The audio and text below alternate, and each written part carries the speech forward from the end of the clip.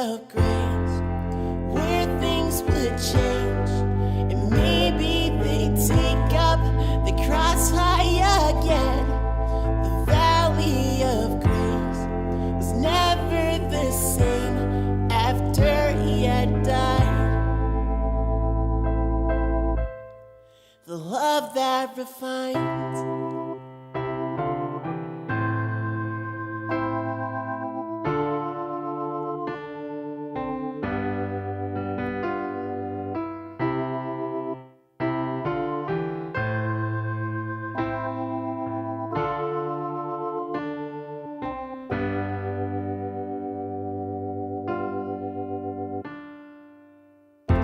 There's no sense in trying to do it on my own.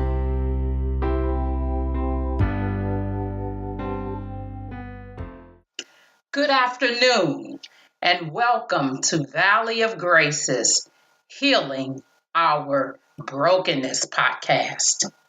Today we are on episode 18 entitled, Hearing God in the Midst of Chaos. When we think about hearing God, we often associate it with the Ten Commandments movie where God spoke to Moses on the mountain. Sometimes God is just that powerful. However, often we hear God in small, subtle, or the least of grand ways than we expect. So the question that you all are probably asking is, well, if it is small, how will I know? We do three things. We slow down enough to hear him. And if we aren't slowed down enough, we won't hear God or gain clarity on anything else that is going on. Number two, we pray and ask God to help us to become discerning in regard to noticing his voice. And then number three, we look for God to speak to us in themes or patterns. This can be via sermons at church, our small groups, our inner circle friends, therapy, Bible studies, and the list could go on and on.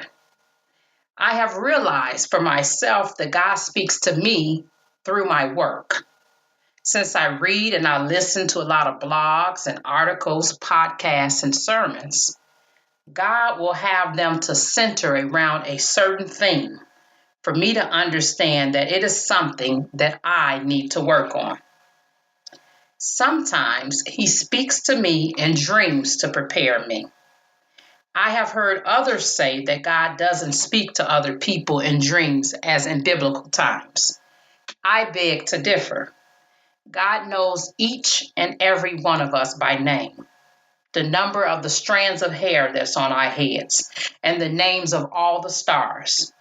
I believe that God will use whatever means necessary for us to get to know him. A few years ago, after going through a horrific divorce, I longed to see my dad, who I hadn't been in contact with for a while. I searched for him and unfortunately came to a dead end. About 2 weeks later, I had a dream that I was with him on the bus in Chicago, and he was wearing the leather jacket that he often wore when I was a kid. I looked down at his shoes and pants, and I realized that he had the appearance of not keeping himself up. So in the dream, I pondered over asking him if he was homeless, but I was afraid to ask. I woke up wondering what this all meant. Then less than a week later, my dad got on the bus that a family friend was driving, and he was able to connect with my aunt, who brought him to my house. The sight of him nearly made me fall to the ground. He had indeed hit hard times and was homeless for a period of 9 months. God has given me a lot of situations like this to speak to me, several different dreams, and I don't take it for granted. In several other circumstances, I thought that it was me being strong-willed / lazy in regard to doing something that someone else wanted me to do with them. And I'm not a strong-willed person. However, I am human and I am a sinner. And like all of us broken individuals, there are certain things that we know that we should do, but don't feel like doing. And we fuss and go on and on about it. And then we finally end up doing it. I thought this was the case in about 3 situations. Then I realized that my whole will had changed because God was trying to tell me that it is something that I shouldn't be doing. It took a while for me to see this pattern. They weren't bad things. They were many things that I had already dealt with in my healing, and He did not feel that I needed to have myself engaged in activities of this nature with someone else. What happened was that I had a literal pulling in the middle of my chest and a feeling that was in my spirit that said, no, this is not for you. I was surprised because one time that it happened was when I had planned to write a certain devotion. And I felt God's Spirit telling me no. That was not what was meant for me to write at that particular time. I decided to write on a different topic that night, and I entitled it Handpicked by God. As I was riding in the car the following morning, I received confirmation that I made the right choice by getting a 3-minute clip on a Bible teacher's message. It coincided with my new devotion. The words that came out of her mouth were almost verbatim to what I had said in my devotion. I choked up with tears. What I thought was simplicity was God exemplifying that He is a God of order. God can also have us to sense things in our spirit that's wrong with someone else when we talk to people. Their emotions, their psychological dysfunctions can enter our emotional and psychological as well as spiritual space. Sometimes it takes a while to figure this out. We are usually able to detect this in patterns as well. A few months ago, I had the feeling that my confidence had been stripped away. This was due to the trauma and the cycle of shame that revolved around it. Even if there were things that I knew how to do, I would get afraid of not being able to do them. This is indeed a problem with trauma where you can forget how to do certain things temporarily at any point in time. However, it isn't often that it happens. And I realized just recently that Satan was using this fact to create low confidence in everything that I did. Right around the time that revelation hit, I had 3 different instances of God speaking to me in regards to this confidence. The first one included a conversation with someone that I met who was able to discern this. The second conversation was from someone wishing me a happy birthday and then stating that 2019 would be the year of confidence for me. The third time was reading a book and having a specific chapter speak on self-confidence, the importance of it, and how to lean into God's love to get it. For some reason, I had never thought about praying for confidence. Here are some truths that we can meditate on when it comes to hearing from God's voice in the midst of chaos. Number 1, if we're too busy, we will miss out on hearing God's voice. Number 2, if we are limited to our way, we will miss out on hearing God's voice. Number 3, if we fail to act in obedience in the small window of time that God gives us in emergency situations to act, we may hinder ourselves from hearing God's voice. When we fail to act on God's instructions to share what He has placed in our heart with someone else, we miss the opportunity to bless them.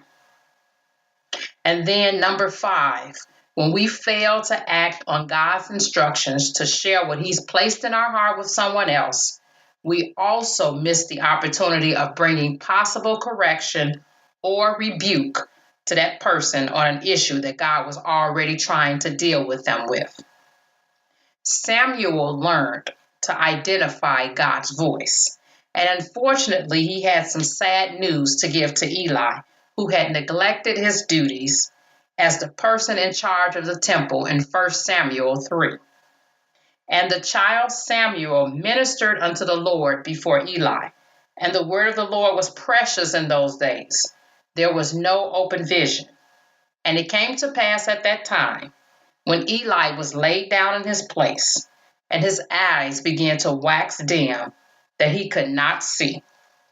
And ere the lamp of God went out in the temple of the Lord, where the ark of God was, and Samuel was laid down to sleep, that the Lord called Samuel, and he answered, Here am I.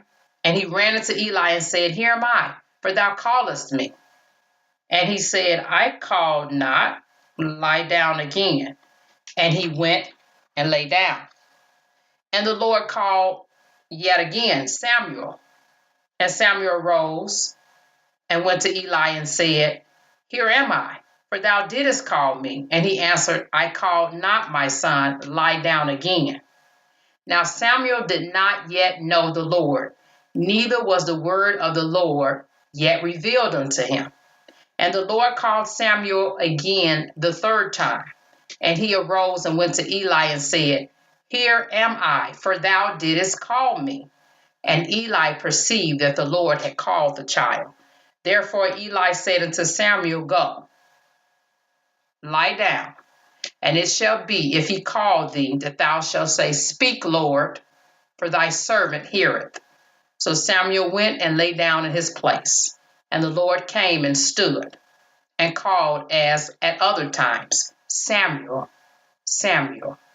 Then Samuel answered back, Speak, for thy servant heareth.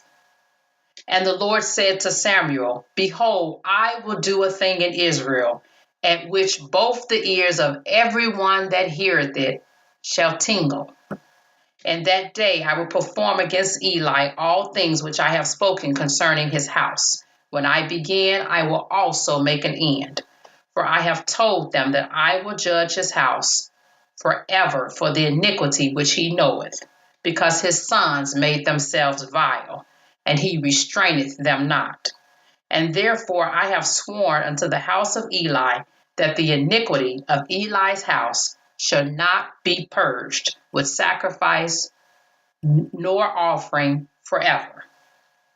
And Samuel lay unto the morning and opened the doors of the house of the Lord. And Samuel feared to shew Eli the vision. Then Eli called Samuel and said, Samuel, my son. And he answered, Here am I. And he said, What is the thing that the Lord hath said unto thee? I pray thee, hide it not from me. God do so to thee, and more also, if thou hide anything from me of all the things that he said unto thee. And Samuel told him every whit, and hid nothing from him. And he said, It is the Lord. Let him do what seemeth him good. And Samuel grew, and the Lord was with him, and did let none of his words fall to the ground. And all Israel, from Dan even to Beersheba, knew that Samuel was established to be a prophet of the Lord. I have had situations where I felt God speaking to me about sharing with someone in regard to my own personal struggles.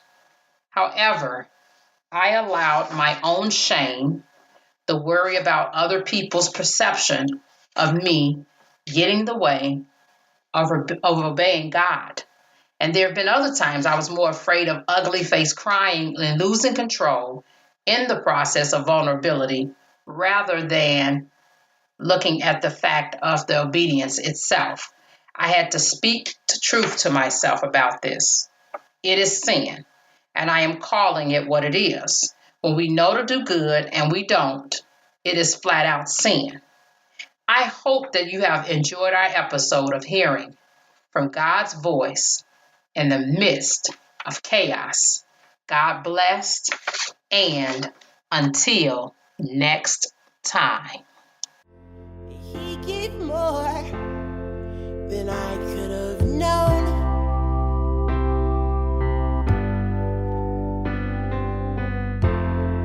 He turned those valleys into places to learn, instead of burn and perish away. And nights never so cold without His grace. How could I say that I've seen the world from His great love? How could I know what He could love? How would I've seen what He had in store for me if I didn't give up and let Him be my valley of grace, where things would change and maybe they'd take up the cross high again? The valley of grace never was the same after He had died. The love that refines